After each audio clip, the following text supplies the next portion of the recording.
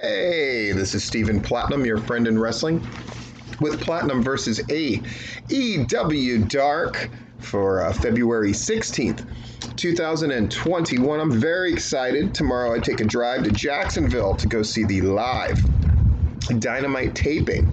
I think they do Dark. I think they record Dark well after Dynamite, so it takes place, sometimes as late as like 3 in the morning. I don't think there's any chance they'd let me stay for that, but boy, I sure would if they would let me.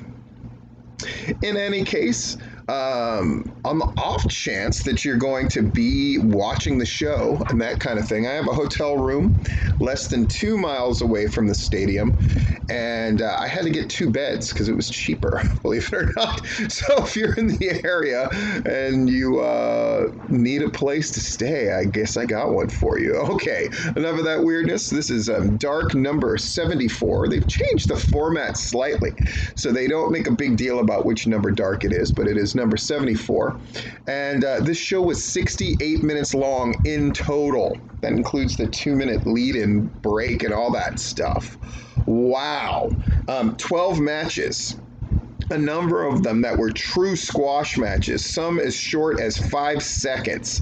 It was really about putting people over, really about making certain people look good. It was the most efficient Dark that they've had in recent memory, and accomplished a great deal as far as putting different entities over, giving different takes and angles on certain people. A very serious Jurassic Express, for example. The whole thing felt very serious. The commentary really wasn't up for that. I thought Ocoee did a really good job, really acquitted himself nicely. It's the best I think he's done on one of these Dark things. Taz and Excalibur kept the silliness down to, less than they have been, but they're still probably just a little too much. In any case, I grade these matches on a 3-check system. 1 check for the proper person being put over in a memorable fashion. Everybody nailed that check mark tonight, that's for sure. A second one for that person who's being put over looking great in the process. I can just tell you right now off the top of my head, every one of the matches accomplished that. And a third check, if the person who is losing the match, the enhancement talent / jobber, if they are given offense by their opponent, or they really look good in defeat. And I think we're going to have another 3-check all-around night. Even on the super squashes, boy, they sure did the JOB to make sure people looked good. We open with one thing that was weird was they sort of promoted this Koromoto against Starks, Ricky Starks, and they didn't wrestle each other. They wrestled 2 different people. Really odd. I don't know why they did that.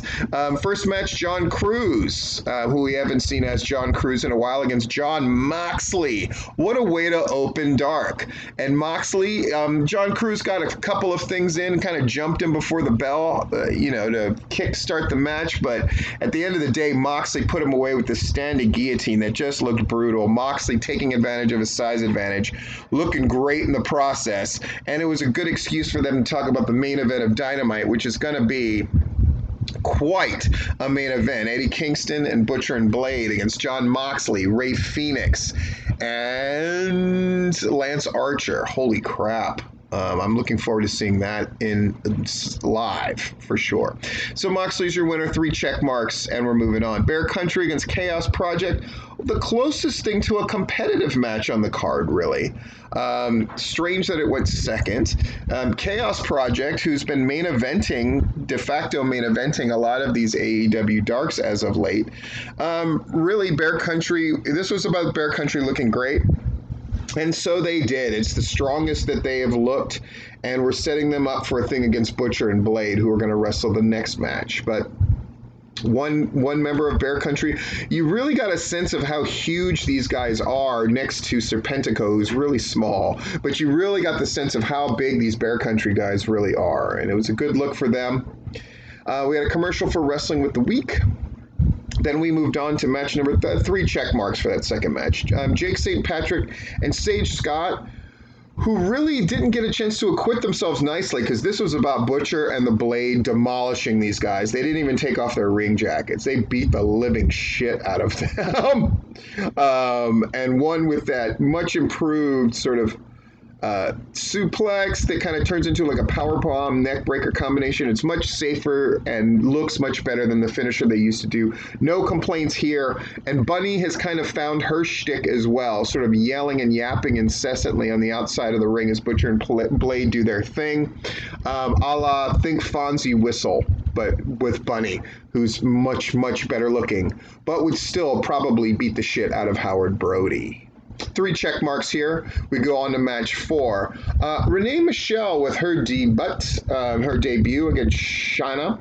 Shauna, who has not always wrestled a very clean match, but here looks really good. Renee Michelle does a really good job with her. And the Tiger suplex, the good adaptation here. She couldn't hold on to it for the bridge and the pin, so she merely hit her with it, rolled over in deft fashion, and got the pin. 3 check marks. Again, because these matches are such bread and butter, there's not a lot of room for mistakes there, and there weren't many on the show. Just really good job. Eric James and VSK against Alex Reynolds and John Silver. And Alex Reynolds and John Silver have done something really impressive, is they look like a very efficient tag team, and they look like a tag team that doesn't look out of place on Dynamite. And that double flipping DDT into a destroyer-like move that they do, they've been kind of looking for a finisher. I think this is a good one to keep. It's really good, and it doesn't look like anybody else's finisher. And a good exhibition for John Silver's personality. He's really made the most of this run, and it's really great. 3 check marks. A little bit of the bubbly commercial, which looks very strange. This is one thing I would suggest is that they adapt these older commercials, because seeing Sammy Guevara there after he's walked out on them, I know that's not a major thing, okay, but it's those kind of attention to detail that I would love for somebody to work there to pick up on. Just like, I think they need to revamp the Young Bucks book advertisement. That book has now been out for many, many months, and I think that there's a different way to go about it. Certainly that book's been reviewed by now. Why not put up some of those positive reviews? That's just a small thing, but Dark, it serves as an infomercial for the larger AEW and the products associated with it. Why not maximize it? We didn't have any kind of segment. We didn't have any kind of promo happening during this Dark. That's the one thing I would have added. Don't get me wrong. I'm glad it was 12 matches. I'm glad the matches were the length they were supposed to be, and I'm glad this show was just a little over an hour. But why not use that time, give some guys some promos, or, if you're not going to do the waiting room with Britt Baker, I don't know. That's the one knock I have, is there really wasn't anything. There was no Dark specific story that was advanced of any kind.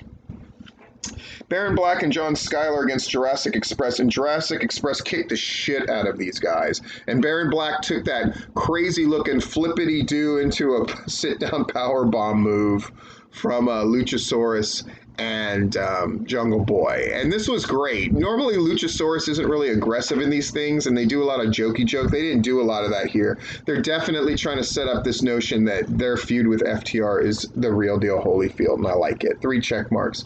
Tay Conti against Vert Vixen. The best outing for Vert Vixen yet, I think. I'm even tempted to make her performer of the week. Really good look against Tay Conti. That cool choke that Tay Conti did just looks dynamite, and Tay Conti looks like new money. Holy moly. Commercial for the Young Bucks book. 3 check marks. I'm just going to say it. I think we're getting 3 check marks all the way through, so I don't have to keep saying it.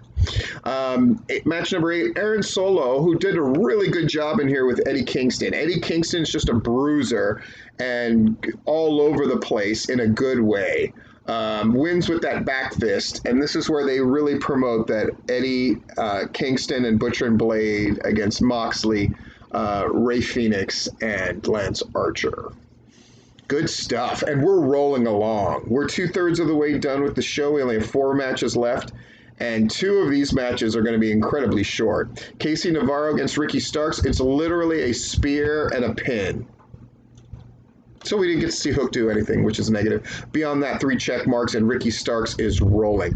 They are booking Team Taz as strongly as they can going into this thing with Darby Allin and Sting. And it's the right thing to do and the tasty way to do it. Match number 10, Brandon Cutler against Mysterioso. The finish made more sense than him doing some kind of like, on the shoulders into a gut buster thing on Mysterioso, who was bigger than he was. So he did a springboard elbow, which should have been fine, except Brandon Cutler is more worried about the landing than making sure it looks like an elbow. That's my only knock, but I'm still going to give it 3 check marks. Then we had another commercial for Wrestling with the Week. We're gonna have to change that ad. Aren't they running that show by now? We need to change that ad into a different form for that show. Keep it fresh. Keep it new. Match number 11, Powerhouse Hobbs against Ryzen. Beats him in almost no time flat with that Emerald Fusion. And that's it. It's too bad. I love Ryzen. I would love to see him get more, but it makes sense for Powerhouse Hobbs to demolish him. And so he did. 3 check marks. And then finally, Fuego del Sol against Nick Koromoto. It's kind of strange that this was the main event, but against Nick Koromoto, who's now a part of the Nightmare family, and the Natural Nightmares were at ringside for him. That thing where he flipped Fuego del Sol into the air, caught him, and then power slammed him for the finish was impressive as shit. Wow. So we had a very good AEW Dark, much more tight, much more efficient, much shorter. Again, though, I think you want to give some of these guys a chance to cut a promo. That's my only knock. Beyond that, very good episode of Dark, and hopefully a sign of things to come. This has been Stephen Platinum, your friend in wrestling, with Platinum versus AEW Dark.